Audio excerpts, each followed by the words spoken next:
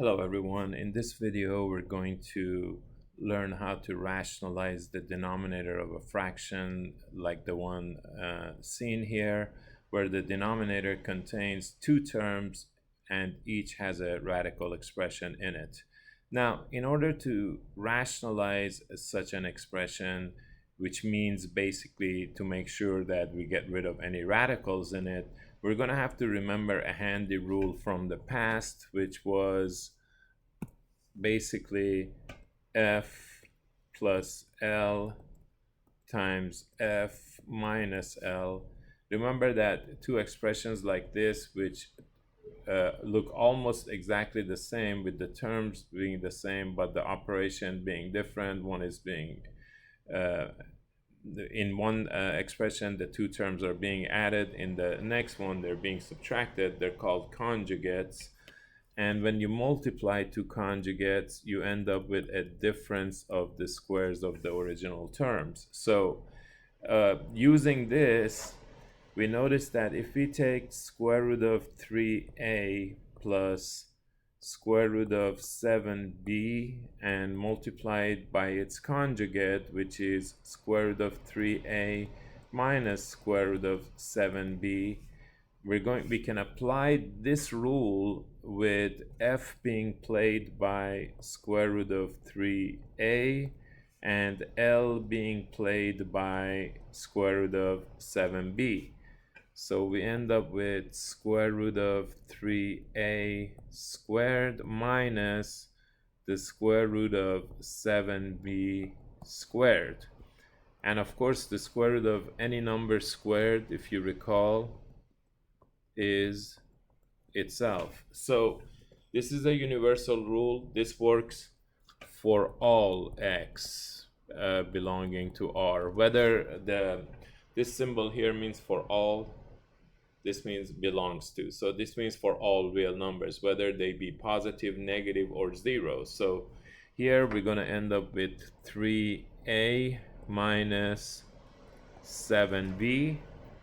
And notice the radicals are gone. So that's how we rationalize an expression like square root of 3a plus square root of 7b, by multiplying it by its conjugate. So of course we're going to do that here with this fraction. We're going to multiply the denominator by square root of 3a minus square root of 7b.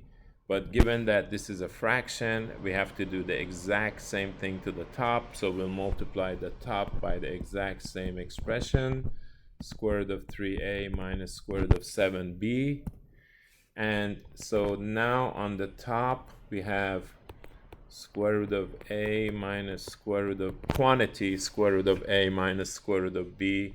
Make sure you use parentheses times quantity, square root of 3a minus square root of 7b. Downstairs, we've seen what we get. We just went through all this work here. We know we're going to just end up with 3a minus 7b. All right, so now we need to multiply the top out. So notice that for that, you could sit here and do it horizontally like this. Distribute the square root of a first, then distribute the square root of b, a negative square root of b, or you can use one of those tables that you may have seen some of my other videos in. So we just put one of them like this.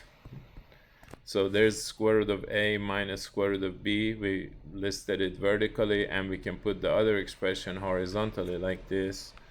Square root of 3a minus square root of 7b. Now we can just go ahead and multiply it out, just like a times table. So when we multiply these, notice we get square root of 3a squared. When we multiply those two, we get negative square root of 7ab. When we multiply these two, we get negative square root of 3ab. And when we multiply those two, we get positive square root of 7b squared. So we notice we don't really have any exact like terms, so we're going to go ahead and just write all of that. So we get square root of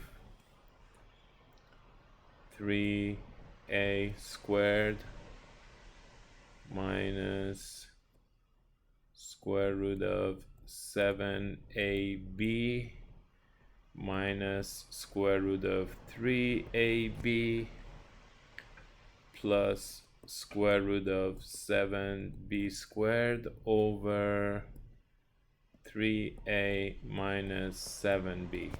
The only other simplification that's possible, we notice there's an a squared under this radical and a b squared under this radical. So those we can bring out. Notice that the square root of 3a squared is like square root of 3 times the square root of a squared. So basically it's square root of 3 times a. And the square root of 7b squared you can think of as the square root of 7 times the square root of b squared. We're splitting those up using the product rule for radicals. So we end up with square root of 7b. So that's the only other thing we're going to change. So now we're going to write square root of 3a minus square root of 7ab minus square root of 3ab plus square root of 7b over 3a minus 7b. So notice that we do not combine those because we don't have a similar rule to the multiplication and division ones for subtraction or addition. So for example, square root of a plus the square root of b is not the same as the square root of a plus b. Be very careful not to make that mistake. It doesn't work for subtraction either. So in other words, this is not the square root of a minus b either. So keep that in mind and you should be fine. So it's a good problem. Make sure you practice it, fully understand it so that it gets absorbed, and be safe until our next video.